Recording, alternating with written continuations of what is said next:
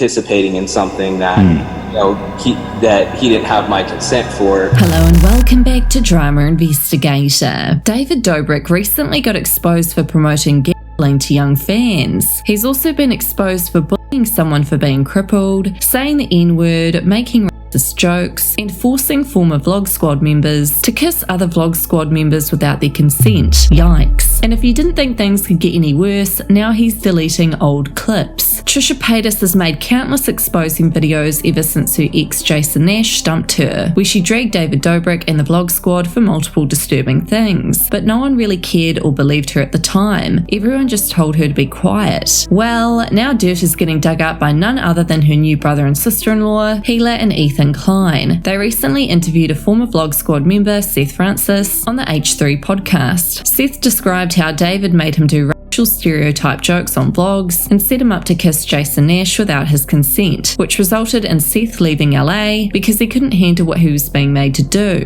I decided to kind of move out the state and move to Atlanta because when I was in LA, after kind of dealing with that video with Jason, like the makeout video, it's like now millions of billions of people kind of are misconstruing like my own sexuality and how I feel about participating in something that he didn't have my consent for. Now, there were some faults in Seth's story, as this fan pointed out. Seth left LA because he got an offer on a movie set and he wanted to check out the scene to see if it was a good place to set up his casting second location. It's so interesting how people's stories change with the weather. He's done articles talking about it and praising David. However, there was actual videographic evidence that's resurfaced of Trisha Paytas confronting David Dobrik and Jason Nash about the prank where David made Seth kiss Jason, which ultimately led Seth to leave LA. What about you, Trisha? What do you have to complain about? Nothing. I have nothing. I have a lot to complain about, but I'm not going to because Jason will get mad at me. I'm not going to get mad at you. Go ahead. What's wrong? No, I get yelled at by Jason all the time, so I'm not going to. What? When did I yell at you? Saturday. Oh, I think we should just break up if you're going to react like this. Like every time I see anything, he threatens to break up with me. I just don't think I'm so happy right now.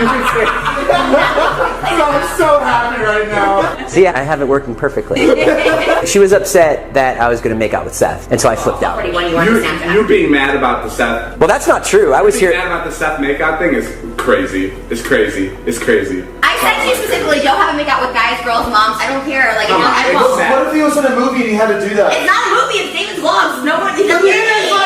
Now, imagine thinking someone is crazy for not liking the fact that you made their partner kiss someone else who did not consent to it. Trisha has since responded to H3's podcast where they interviewed Seth, and Trisha was grateful that Seth spoke out because it proved what she said about David Dobrik in the past was true. And I encourage you to share your story, and I promise you there'll be people who will support you, and if no one else me, I will support you. So, could David get any worse? The answer is yes. David Dobrik has also been exposed recently for promoting a puzzle gambling scheme to his young audience, including children. David claimed that people could win big money by buying a $30 puzzle, and there was a chance to win $100,000. However, close to 96% of the prizes ended up being under 50 cents. Ethan Klein had a lot to say about this.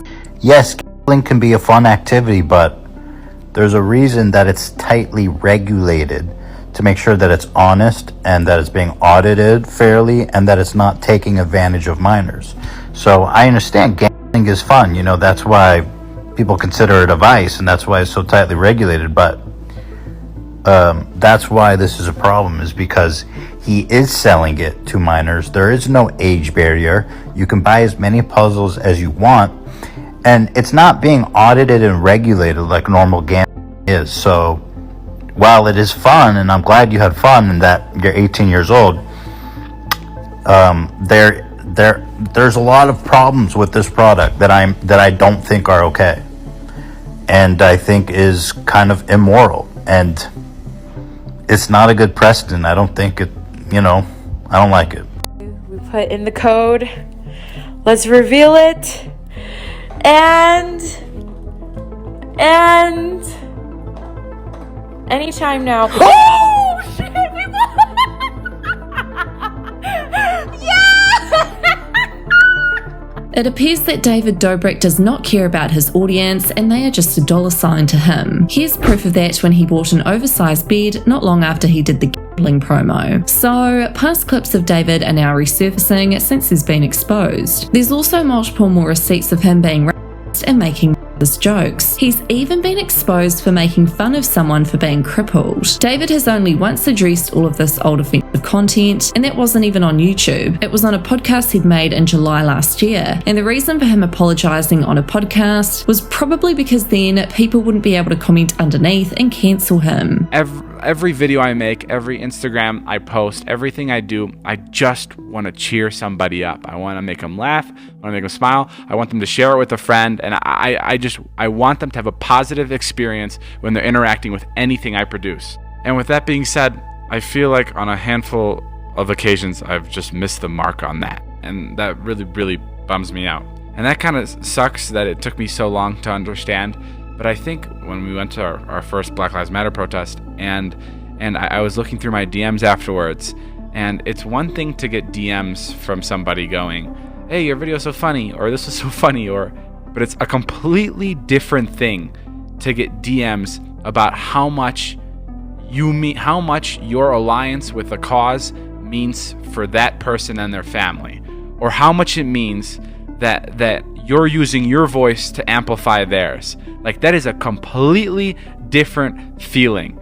But that's when I realized, holy shit, there's people that are seriously looking up to me for things more than just something goofy. You know, I think for a while I was kind of just like, I'm the goofball, that's all I am. But I think there's parts of this where I need to be more serious, because I want to be a good role model for the people watching. And I'm ashamed and I'm embarrassed about some of the things I did in videos or in Vines or whatever I was doing, and I genuinely feel awful about it. And I'm going to do better actively, and I'm going to do that consistently, and you know, you have my word for that, and I promise that.